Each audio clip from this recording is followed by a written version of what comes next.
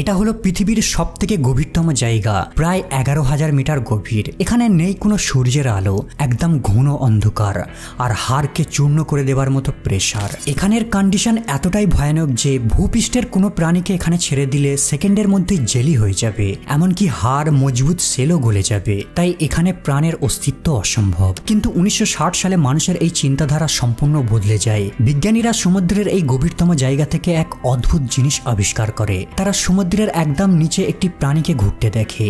জীবনের প্রথমবার তারা এত নিচে প্রাণের অস্তিত্বের প্রমাণ পায়। কিন্তু সবথেকে আশ্চর্যের বিষয় হলো এই কঠিন পরিবেশে বেঁচে থাকার জন্য এইসব প্রাণীরা এমনভাবে নিজেদের এখানে খাপ খাইয়ে নিয়েছে যা এদেরকে পৃথিবীতে আর কোথাও দেখা যায় না। এই রহস্যময় জায়গাটির ব্যাপারে আমরা আজ পর্যন্ত যা কিছু জানতে পেরেছি তা কেবল মেশিনের দ্বারা কালেক্ট করা কিছু স্যাম্পেল, অথবা কখনো কখনো ডিপ সি ফিশিং নেটে দুর্ঘটনাক্রমে ধরা পড়ে যায়।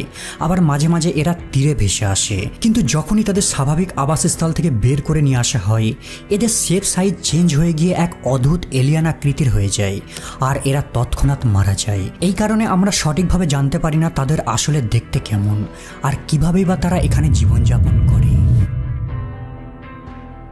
আজ থেকে 150 বছর আগে ব্রিটিশ শিপ HMS চ্যালেঞ্জার সমুদ্রের তলদেশ ম্যাপিং করার জন্য একটা মিশন শুরু করে। প্রায় 4 বছর ধরে তারা সমুদ্রের বিভিন্ন পয়েন্টের গভীরতাকে মাপতে থাকে। তাদের জাহাজটা ছিল কাঠের তৈরি আর তাদের হাতে রয়েছে একটা দড়ি যার এক সাইড ভারী ওজন দ্বারা বাঁধা রয়েছে। মিটারের পর মিটার তারা সমুদ্রের দড়ি নামাতো আর হাইস্ট 3 থেকে 4 কিলোমিটার গভীর পর্যন্তই তারা সমুদ্রের গভীরতাকে মেজারমেন্ট করতে পারত। কিন্তু একদিন তারা ফিলিপাইন থেকে 2000 কিলোমিটার পূর্বে আরও একবার মেজারমেন্ট চালু করে। কিন্তু এই সময় দড়ি ওয়েট আর 3 থেকে 4 কিলোমিটার পর্যন্ত গিয়ে থেমে যায়নি, কন্টিনিউ সমুদ্রের নিচে নেমে চলেছে। একটা সময় তাদের পরিমাপের দড়ি শেষ হয়ে যায়। তারা আরো দড়ি জোড়া লাগায় আর কন্টিনিউ নিচের দিকে নামাতে থাকে, কিন্তু তল আর তারা খুঁজে পাচ্ছিল না।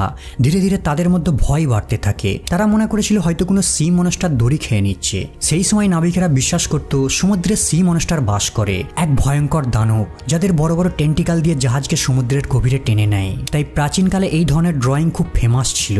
কিন্তু ফাইনালি ওয়েটটা সমুদ্রের তলদেশে গিয়ে হিট করে। প্রায় 8 কিলোমিটার নিচে পর্যন্ত দড়িটা পৌঁছায় আর তারা এমন এক জায়গার সন্ধান পেয়ে যায় বর্তমানে আমরা যাকে মারিয়ানা ট্রেঞ্চ নামে চিনি। কিন্তু যদি তারা আরও একটু পশ্চিমের দিকে যেত তাহলে চ্যালেঞ্জার দ্বীপকে আবিষ্কার করে ফেলত, যা পৃথিবীর সবথেকে গভীরতম পয়েন্ট, প্রায় 11,000 কিলোমিটার নিচে। এটা এতটাই গভীর পয়েন্ট যে যদি পৃথিবীর সবথেকে উঁচু পর্বত মাউন্ট এভারেস্টকে এর নিচে রাখা হয় তাহলেও 2 কিলোমিটার গ্যাপ রয়ে যাবে।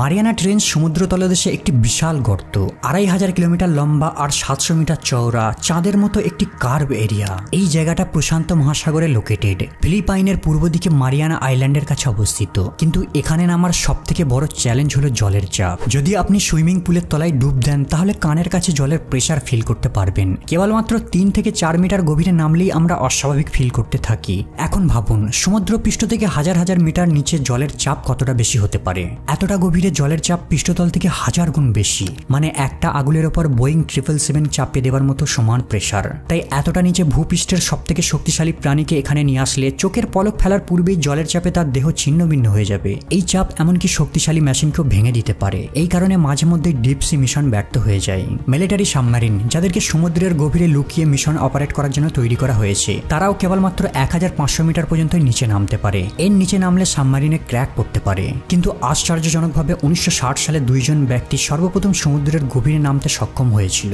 ডন ওয়ালস আর জ্যাক পিকার্ড।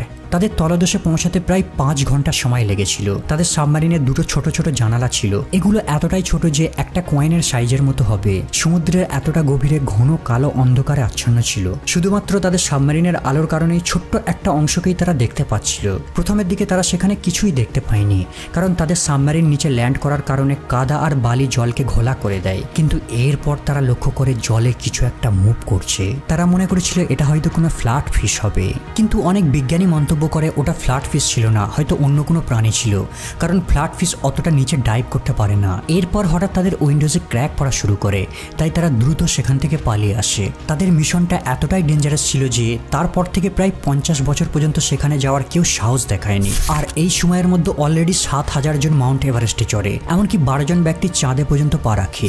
এটা থেকেই প্রমাণিত হয় যে ডিপ সি পৌঁছানো কতটা কঠিন সাধ্য কাজ। যখন আপনি উপর থেকে দূরের সমুদ্রের দিকে তাকাবেন চতুর্দিকে জল ছাড়া আর কিছুই দেখতে পাবেন না। এরপর যখন সমুদ্রের কিছুটা নিচে নামবেন সবকিছু শান্ত আর নিস্তব্ধ হয়ে যাবে। এখানে সূর্যের আলো পৌঁছাতে পারে, যার কারণে এখানে ছোট ছোট প্লান্ট দেখা যায়। সমুদ্রের এই জায়গাটা এপিপ্যালেজিক জোন বা সানলাইট জোন নামে পরিচিত।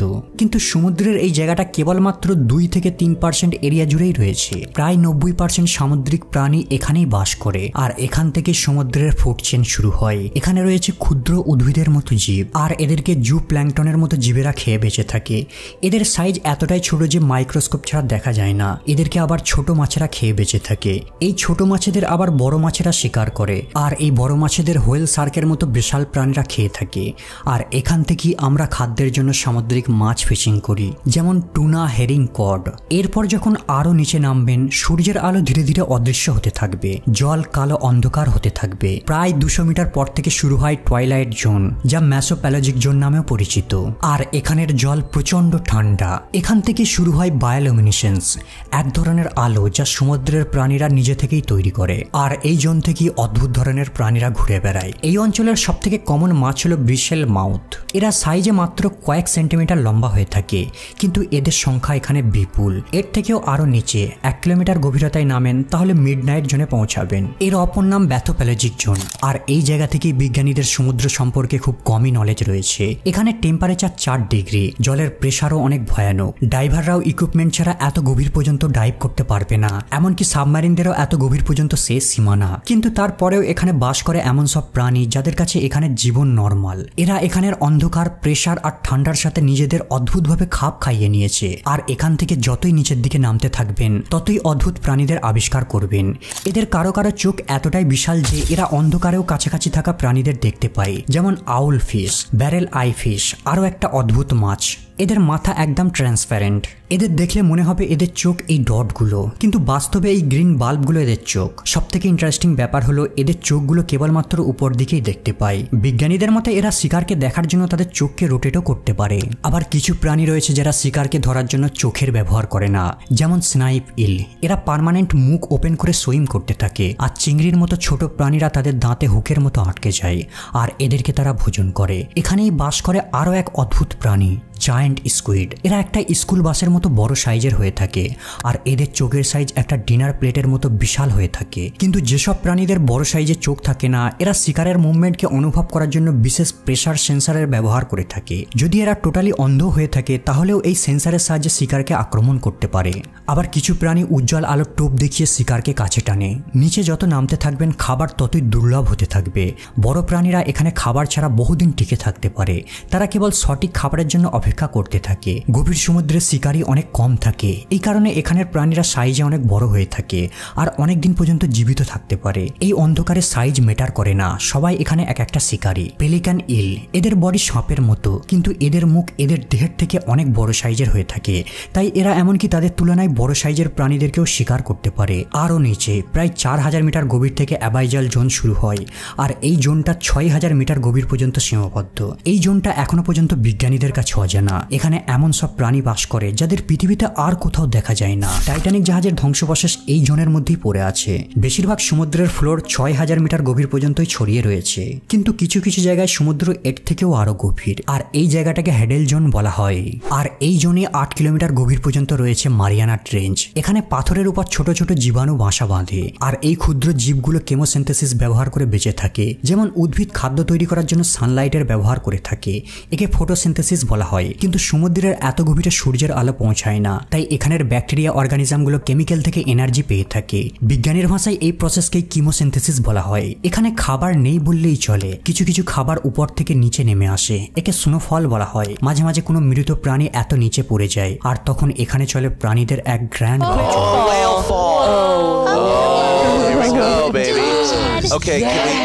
পুরো ইকোসিস্টেমটা এই একটা মৃত প্রাণীর উপর নির্ভর করে বেঁচে থাকে। হাড়ের সঙ্গে লেগে থাকা এই ছোট ছোট চুলের মতো জিনিসগুলো দেখতে পাচ্ছেন, এগুলো এখানের কীট।